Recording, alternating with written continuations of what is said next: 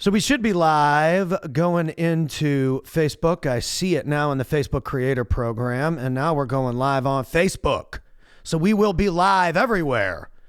And if you're joining us from around the world, thank you for being here. It is Marketing Monday with your boys, Pat and Zach, getting it done. What's I'm in up, a different room today, so I don't know if the music's going to work or not. But it doesn't really matter because we've got everything we need, really. Oh, I think I do have some music. Hold on. Here we go. Yeah. There we go. Hey, all right. So, ladies and gentlemen, welcome back. Marketing Monday. I am Pat Hilton, joined by Zach Hoffman, and we are coming to you live. And Zach was talking to me last week about branding after our call, and he was like, "Man, you gotta have something that sticks."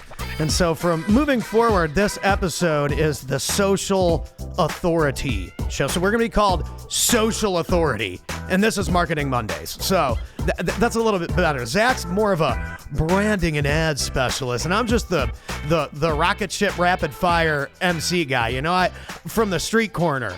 Right. And so I think that's so important when we get into marketing and sales and stuff is we all have our own angle of expertise. And so it's really important to get around people that can look at what you're great at and say, hey, man, I mean, if you twist this or remix that or add this little thing, I think it's going to enhance everything that you're doing. And some people would listen to something like that and they'd cry about it or be like, oh, this person's such criticism. But I was just at Brad Lee's office this past weekend, and dude, he's given me so many different angles and views on my skill set that have helped me. And if I never would have met him, I would have never made those tweaks and those improvements that have drastically changed the trajectory of certain categories as far as opportunity and profitability, because other people are able to look at you and see what you need to do. And that's why marketing or social media management teams or any of these things, when you bring them into your ecosystem, you start to analyze what you're doing differently. And that's what we talk about on the show. So,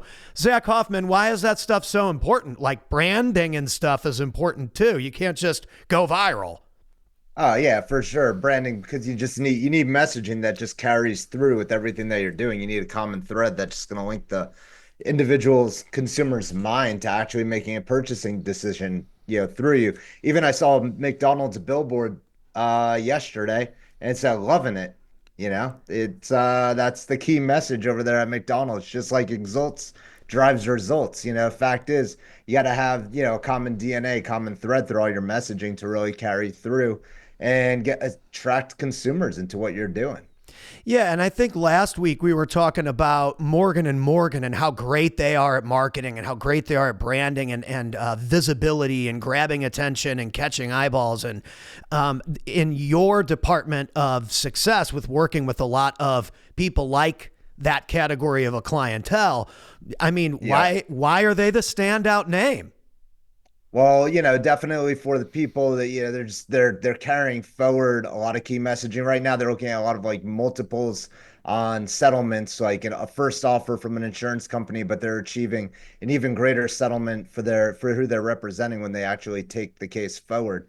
And they're marketing that. There's a lot of marketing out there for 10x or just, multiples in different verticals, or when people are looking for better health or optimizing themselves. So the multiplier definitely resonates. It's latching on to trends that are already moving themselves. It's, as a South Florida kid, you always learn one thing: never swim against the current. So when you see that in marketing and advertising, you can't hate on an advertiser for latching on to something they're seeing common momentum with and riding with it into the future. Dude, that's why we started to take our motivational style messaging, our consulting and coach style messaging, the people that we work with doing personal brands that like helped us build our social media model. And we're now employing that into businesses as well, outside of the personal branding space, and viral motivational style stuff with like a meme of Post Malone, somebody that everybody already knows. Well, it's like on my personal page, it got 8.5 million views. For sure. Because I mean, people Post already Malone, know yeah. it, so I'm swimming with the current. I added Yeah. my own little motivational twist to it, and people liked it. Well, and Post Malone's been relentlessly persistent. He's one of the top artists of our time right now. So He's got a big campaign going with the Hard Rock, I believe, for their gambling platform. But Post Malone, yeah, he's at the top of the wave, man. He's riding. He's everywhere too, and that's the key. And so the other thing I want to talk about is the share factor. How do we create stuff that people share? So back to the Morgan and Morgan. I don't know if you know this, but a few years ago, I don't know, maybe 5 years ago, let's say, they had a jingle contest. So this is how I originally heard it, Morgan and Morgan. They had a jingle competition where you could write a jingle for Morgan and Morgan. I think I entered, and the person they chose was really, really good. I thought the jingle was great. But I even noticed that like creators and artists, because that's how I got discovered by Grant Cardone, was making him a jingle. There's people out there with skills, millions and millions of dollars worth of skills. And all they really need to do is, like you said, latch onto the current or latch onto what's happening and trending and what's really messaging at the top of the scale. And one of the best ways to do that, we were talking about this at the Growth Summit this past weekend. There were a lot of people from YouTube, HubSpot. There were people from Service Titan, all these different CRMs, people from Google, and they were talking about how there's a horizontal, like what we're doing right now, a horizontal stream like this on YouTube is a different algorithm than if I flip the camera vertical at the same time and go live on YouTube on another camera. So the person from YouTube told me to do both. I had this all set up ready for today to do my one, but I think in the future I'm going to need to add another one because now we're at a point where there's different algorithms for vertical versus horizontal. So not only do you have to have the long form content, you got to have the short form content. Oh, for sure. And you see it pick up in different ways, the short form versus the long form content. So yeah, there's a lot of truth to that, especially, the guy running the algorithm, he knows best. So definitely would take his advice and hop on that, second camera, that second, I just think it's fantastic how riding with the current of how the mobile phone works literally changed video from only being horizontal to making vertical video like this thing.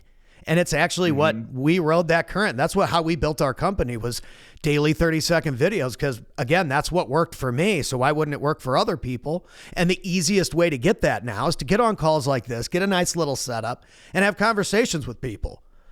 So what's on the hopper today? What's on the hopper today? So, some of these things that you're mentioning definitely play into some of the topics that we have for today. So we're going to talk about some big things happening at Meta over the past week or so, and essentially Dana White joining the Meta board. Then you have Meta fact checking evolving. We have to touch back on consumer news and social and just how consumers are engaging, getting their news there. And then we'll talk a little bit about some firm social media that I see out there, some legal marketing. We'll get into that for a bit. But to hop into Dana White, I mean, you talk about a real success story, a guy who's been persistent and just, pushed through hell to get to where he is. And a lot of people look at him just like, oh, instant success, not by any means at all. No. He's definitely, he's been, just fighting his way to the top in a lot of ways. But Dana bought UFC with a group for $2 million in 2001. They essentially had an exit in 2016, at which point Dana White owned 9%, where they sold for $4 billion. But essentially, Dana White still is active at UFC. And, one of the key connectors here, though, as we move into like the Meta fact checking. So the first guy to give Dana White a big opportunity was, guess who? Mr. Donald Trump, by allowing UFC to host two events at the Taj Mahal, Trump Taj Mahal in Atlantic City. So there's a strong bond, a strong friendship there. And essentially, I think you're going to see that play into a little bit of that Meta connection. But it's, pretty interesting how small the world gets in such a, global space. Dude, I'm noticing that. And I love these names because these are like the targets. So we went through an exercise this past weekend where you like write down all your dream clients. And I'm like, Dana White, Elon Musk, you know what I mean? I could go down the row. I don't know if Kid Rock's necessarily my dream client, but I'm down with Kid Rock. I actually saw Kid Rock for $5 at Mississippi Nights in St. Louis in like 98. When awesome. I Am the Whatever was the song, and it was off the same record, his first record, Devil Without a Cause. And then once Ba Widda Ba was the next single, his entire brand just exploded. I Am the Bull God was the name of the first single. It did good.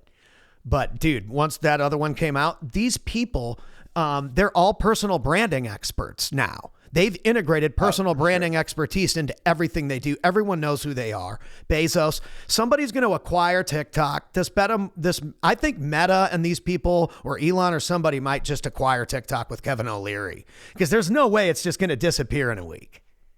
I don't know that O'Leary has a squeeze to get in on it, but definitely I believe that some of your Silicon Maybe I'm Valley just a O'Leary fan because he wears his Hey, man, pajamas on Instagram. it shows you the power of media, right? Him and his Shark Tank show make you think he's actually that relevant. I mean, maybe Mark Cuban can make that acquisition, right? But I don't think I don't think he's got the squeeze. I'm rooting for O'Leary. I'm rooting for Kevin O'Leary, man. I'm rooting for you, bro. On Marketing Monday He's got to find a live. banker to back him. I think. Come on, Kevin. You know, if you look at some of those guys like Elon and Zuck and some of the guys in Silicon Valley, or even a Mark Cuban, they have the capital to, potentially organize that deal. Essentially, the government's looking for TikTok servers to reside in the United States of America. So we can control the data flow, the geolocation, because there is that Great Wall in China blocking all of our social media and all of our content, our creative, our powerful tools that Google has, and, Facebook, Meta, all that. So,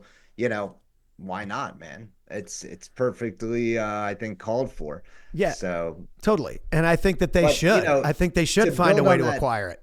To go back to like Dana White, and you just look at like even Facebook becoming Meta, being Facebook, Instagram, WhatsApp, it's huge conglomerate. But essentially, when you look at a character like Dana White, the way that he's built up UFC and some of the things that they've done to even like save the organization through the path of getting creative.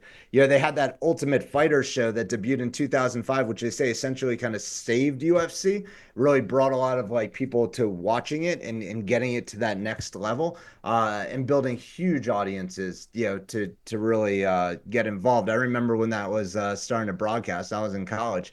But it's, I think Connor even came through that show.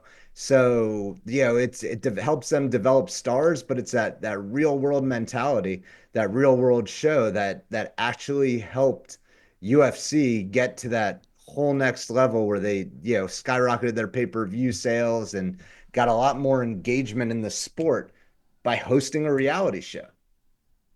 It's so unbelievable how I saw somebody say this, and I don't remember who it was. I think it was my buddy Nick Perry. I think you've met Nick before. Nick's everywhere, but that's the whole point. Nick's everywhere. He films what he's doing. He just had his first baby, just got married. He films himself flying all over, travels. He runs a virtual wholesaling company out of Austin, Texas. But like, you could learn that all by watching his stories because he's so good at just telling you what he does every day. I don't know that Nick necessarily goes out of his way to like make content. He just does what he does every day and films himself doing it. And I think that approach is going to become more and more and more popular, is just filming your everyday, filming B-roll, and then adding your messaging to what you already do.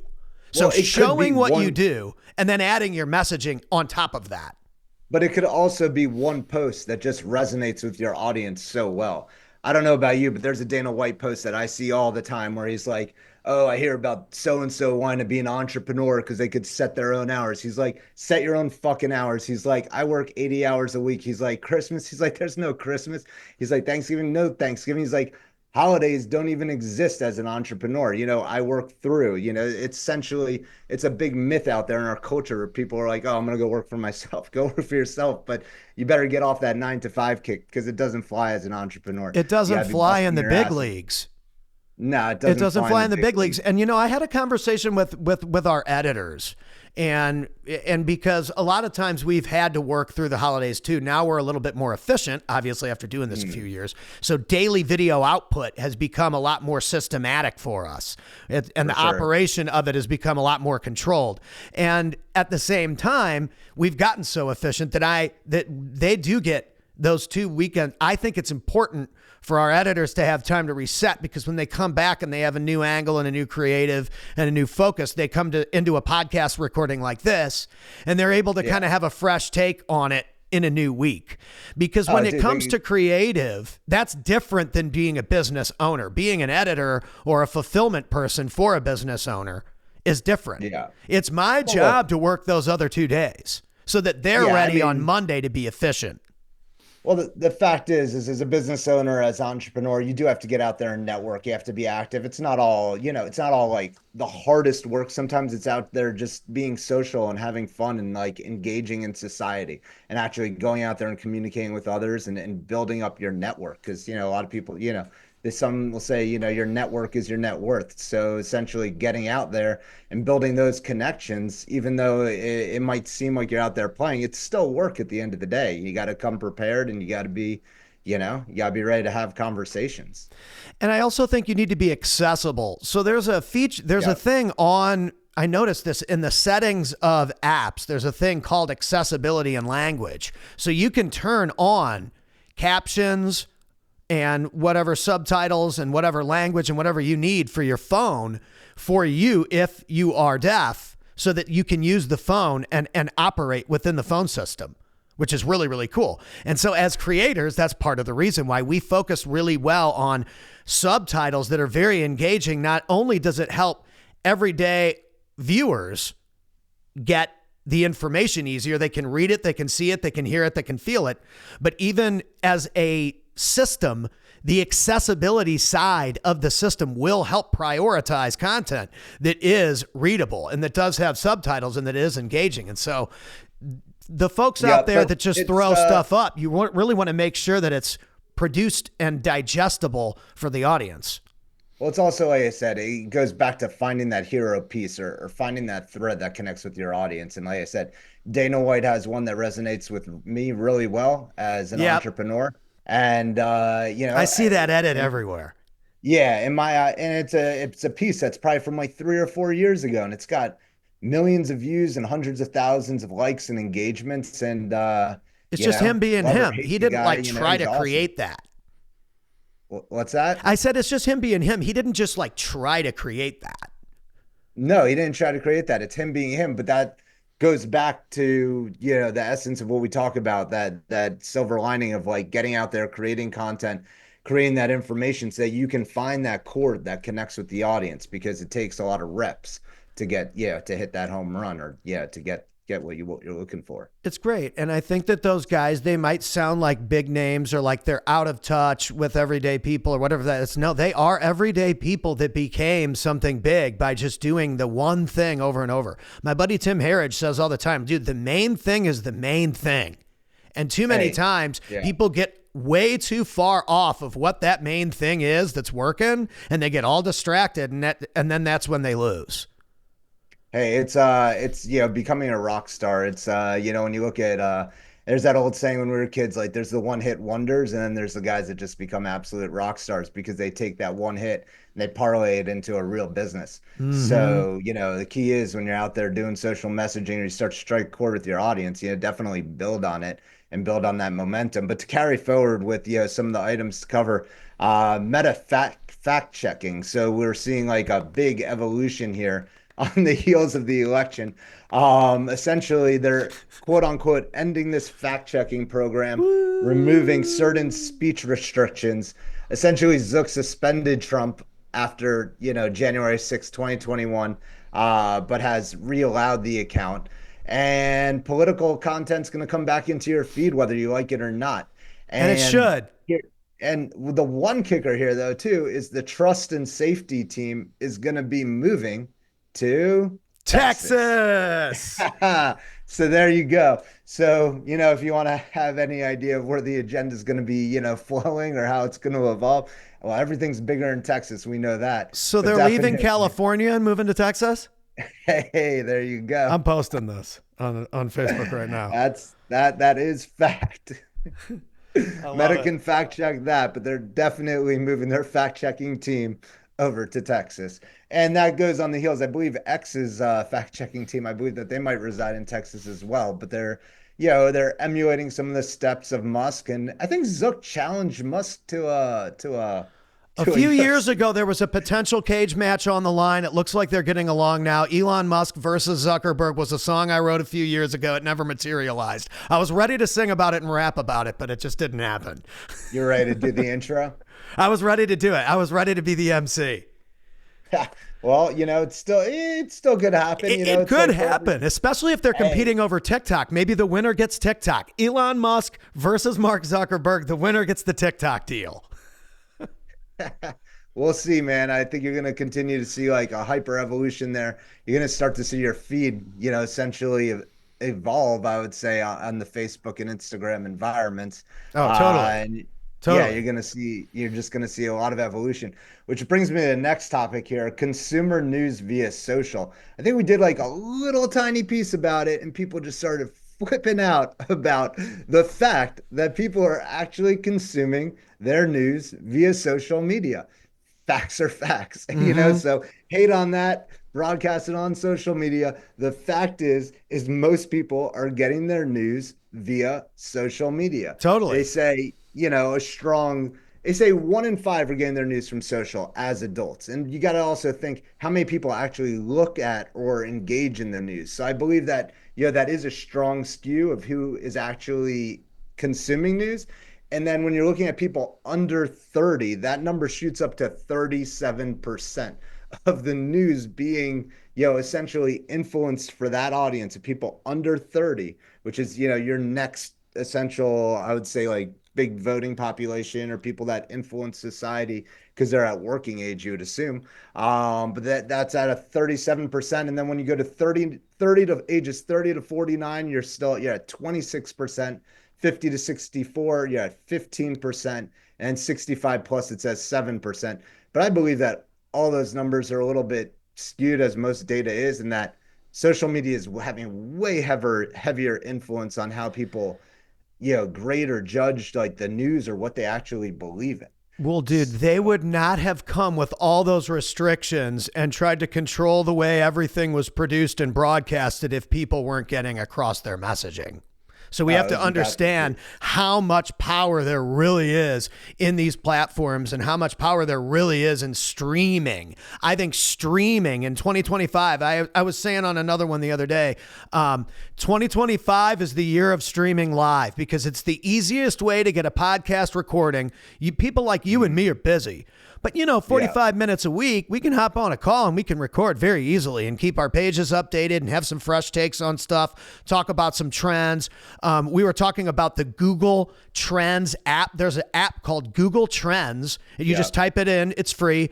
And dude, guys, if you're looking for content ideas, go use the Google Trends app. It lists what people are searching for. Find something on there and make a video about it. Or even search tags on Instagram and see what people are tagging. I mean, pick a topic and throw the word marketing in there, see what tags, essentially are tying into it or social and, build from there. But also to build on some of that data, when they're looking at like the influencers and who's directing a lot of the content and information, 63% of the influencer profiles were men. And then also 77%, a whopping 3/4, had no affiliation with any news station out Hmm. there. So, or background from them. So these, quote unquote influencers that are directing a lot of the news, a lot of the influence in today's society have no broadcast experience and really no swayed agenda.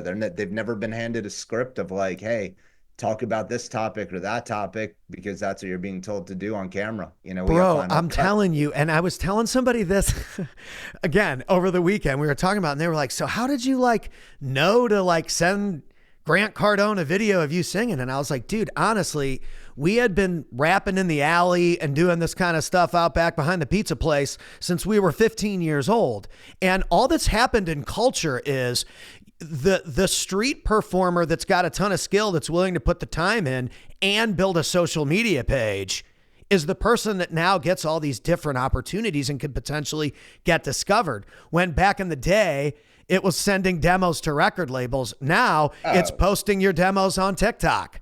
well, there's a lot of those success stories in today's world, but definitely, one of my favorite is Josh Allen of the Buffalo Bills sending his basically profile as a quarterback out to like thousands of coaches to actually get his start versus Patrick Mahomes, whose dad played professional sports, had everything essentially handed to him, including the NFL referees and umpires, like the referees judging the games. But essentially, I'm rooting. I am not a Bills fan. I am through and through Miami, but you can't hate on Josh Allen and his persistence and Right. just the way that guy's played through injuries and definitely, gotten it to the next level. And like I said, his story on the come up, he's the ultimate fighter. And essentially, like I said, taking street skills and applying them to the digital world, it all works. I mean, I promoted bands in college and definitely did different things where I was flying door to door and hustling my ass off. So Yep. you take some of those same you know,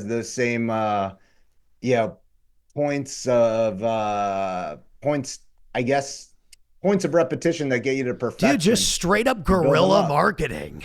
Guerrilla Correct. marketing. Like just going out there and being like, hey, like, dude, we're doing something over here. Well, guerrilla marketing, it's an interesting society we live in because we went from, I would say, like a staged influence of where Google really controlled a lot of the information people digest in a lot of ways to where there's like more of like a constant flow, a current of information right now. So you could make a mistake, I think, in some of your media, your content publications, and make up for it fairly quickly and get back onto the good graces on the other side. I mean, you've seen it with just a lot of, celebrities of how they've, essentially like, done those like epic things that would destroy most careers, but have found their way back into the limelight and done well, just It's pushing great. through it. It's great. What else we got on the hopper today? I got the pool guy texting me. I never had pool guys before. Oh, pool guys? Yeah. Yeah, first He's world like, I'm out in problems, the right? back. Gotta Yeah. get this, blah, blah, blah. What else we got? Let him do his thing, man. Dude, that's what I Definitely. told him. I'm like, So what a great problem to have on a marketing Monday episode. The pool guy's calling me. So anyhow, to keep going forward, looking at, some law firm social media out there on Instagram. Yeah, I was looking at some numbers I had from a couple years ago just to like look at some updated data, and essentially the landscape has totally changed. But there's a couple notable accounts out there that are doing pretty badass. There's a guy I see when I travel a bit. I see him in general traditional media as well. This it's called Top Dog Law. I'll see him and hear him on the radio a bit, Top but as dog well, law. Top Dog Law. You gotta check him out on I Instagram. like This it. guy James Helm. He's got 437,000 followers. And I'll tell you, the content and the creative that he pushes out there, it's not for everybody. It'd be like one of those, Mr. Beast dares, like I dare you not to laugh or react to some of his posts. I mean, this guy's posts just push the limit, and he definitely has a followership, and he's obviously getting some cases. So he's definitely been building up his practice. It's a whole nother channel, a whole nother view of social content and creative of what he's putting out there. Wouldn't necessarily do some of it myself, but it's got there's an audience for everything, man, and he's crushing it, Hey building man, up a the lot of alternative and cases progressive nationwide. pieces, like there was an old musician named Frank Zappa that said that there was a time in record company history where they would find something that sounded cool and innovative and they would give it a shot. And some of that stuff became the biggest stuff in the game. And then these other, younger people came in that really didn't have much experience and they said this was how it was going to be and it became a little more cookie cutter.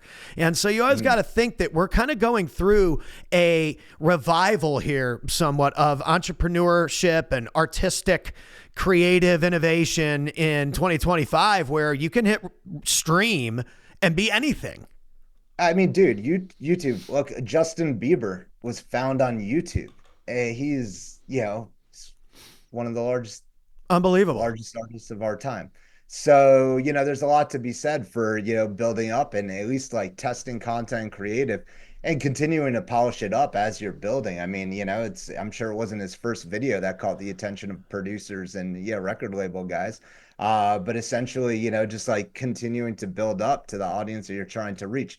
And then, one thing, in looking at Instagram socials as well from law firms. So Ben Crump, who's one of the largest civil rights attorneys out there, he has 777,000 followers. And he just has major influence in general. But he carries a lot of sway on social media, and it's that belief in just believing in something and representing it through and through. He is a huge advocate and he's always out there spreading his message. And it's awesome to see. So, when you look at like, going into a world of fact checking, or you look at a world of like evolution with like social media in general, having a belief and carrying the momentum forward with it. Like I said, when you look at that law firm, that attorney's profile in particular, that persona, 777,000 followers, that cannot be bought. That is, truly believing in something and carrying your message forward. Dude, it's unbelievable. Who else we Yeah. got on? You got another one on the list? I'm gonna watch. Hey I'm gonna man, go watch it's these people when we're I don't done. necessarily have anything else, but I know you had some real world experiences that kind of like structured how you see some things this past week, Well, right? You had yeah, some I flight think that delays and yeah, I mean, when I was at this meeting at Brad Lee's office at Lightspeed VT in Las Vegas, there's another one coming in March. The Traffic Summit is in March. This was the Real Business Growth Summit. And it was unbelievable because the people that were speakers were from HubSpot. They were from Google. They were really. from YouTube. Yeah. They were from LinkedIn. They were current employees, ex-employees, agency owners, ad people, like right up our alley. So you should That's definitely try awesome. and pop in there in March. Pop into one of those cozy seats and meet some of these people because it's just a different level. And I was also talking about this on another episode of the show that people are looking for people with experience, time in the game, and expertise because we want results fast now. And so Yeah, the yeah. days of the young showboating wholesaler that's a young guy that ripped a couple housing contracts, which by the way, congratulations. If you're smart, then you can pull that off. But and there's a lot of great coaches and stuff I'd love to refer you to do something like that. But I think when it comes to really getting specific expertise and growth, you go to the people that have been in the game for 20 or 30 or 40 years that have a track record to learn how to get to that level in the next 20 years. And so the people in that room were unbelievable. I mean, it was just crazy. It was just crazy. And Nice. so I think there's something about that 50 person number, 50 to 60 people, nice little room setup. It's intimate, but everybody can have conversations. It's different than like a 2,500 person venue or an Mhm. auditorium. Because even being a friend of Brad's, I've known Brad for 5 years. I'll introduce him in front of an auditorium, and sometimes I'll turn around and like, I didn't even get a selfie with him because he's gone because it's busy. But in an event like Yeah. this, where you get to have those one-on-one conversations and you've got the YouTube gal there and you can kind of chop it up with him and her and figure out what strategies are going to work between the three, it's different. It's a different type of connection. And so I encourage people to seek those connections out. And that's what I've been really good at, just getting into the corner and playing my guitar or whatever. I would show up at all these types of things and just play for free just to get into the room, and then eventually became the MC and eventually became the guy that did people's social media. And now we got a podcast studio and it's awesome. So utilizing content creation totally changed my career from just the bar singer to the guy that now helps people produce content. And so everybody's got a skill set and everybody's got a wheel in the machine, and be your wheel and be great at that one piece. And the machine will always operate really well. And if you plug into the right machines, you're going to build something for yourself. And so I think environments and relationships and the way you communicate are the most important three things in 2025. The easiest way to communicate well and get in front of people is just like this: streaming, chopping it up, posting it on your pages, and then in between, try and find topics and shoot videos for those topics, get an editing team and a social media management team and an ads team so that you can manage your accounts, run ads, get leads, make more money. And that's the game in 2025. Everything's gone digital. Yeah. Oh, it's not even a question. I mean, I had that conversation with you where the conversation you say social and everybody's saying social, but the truth is like social is becoming the media of today. If you still had, some of your titans that had actually originated and created some of the main networks that you see today. I mean, the only, living legend I think you have is Rupert Murdoch. And of course, Fox is continuing to lead. But essentially, I think they would all be double, triple downing on social, uh, in a lot of ways, because it is truly the way people are consuming media today. It I is. don't, they're not necessarily, looping back into like other areas to spend hours and watch things. Like, I think that's why people call it not. binge watching on Netflix, because it's not like you're looking at Netflix all day. You only get home or you have nothing else to do and then you watch Netflix. This is what you're looking at all day. That's why they call it Netflix and chill. If you binged watch on Netflix, you didn't watch ABC, you didn't watch NBC, you didn't watch Fox, you didn't watch CBS, you didn't watch any of the main networks. So, that's where you went to consume your content. And how do we get on Netflix? Netflix, we would love to broadcast live Marketing Monday. I would also like to mention that over the weekend, this is something that I noticed that's a huge change in events. And this might actually shock you or some of the listeners, but I'm telling you, I've been in the event space. That's how I came into the game. So don't blame me. I'm just the street performer that became the lunch break guy, that became the MC guy, that became the social media guy. So an observation from the outside, who I learned business from consultants and coaches and marketing trainers. And dude, cuss words at events are like out. They're like a thing of like 2022, 2023. Cussing on stage is just not cool anymore. No one cussed at all at this thing, not even me. So I'm just saying, cleaning up your act, and this is another thing the YouTube woman talked about. If you cuss like in the first 3 seconds of your video, you're not going to get prioritized. People don't think it's cool. And again, it's like, I get it because, back in the day, we were doing what we do at the club, and there's nothing wrong with that. But I think that society is looking for a more polished version of that. And there's nothing wrong with being you. I can't necessarily agree. I mean, you're going off of the YouTube Google skew, and I'm just going off of the prioritization. It doesn't mean that you shouldn't be you. I'm just saying that the way that it's presented, it might not get prioritized if that's how your clips are. And I'm noticing it even in the conference space. It's just becoming a little bit more leveled up. People's communication has gotten really, really good. And so you just can't get away with certain things anymore in certain areas. I didn't know you were talking like a pirate up there on stage. So. I mean, I've fricked and fracked a couple times on stage.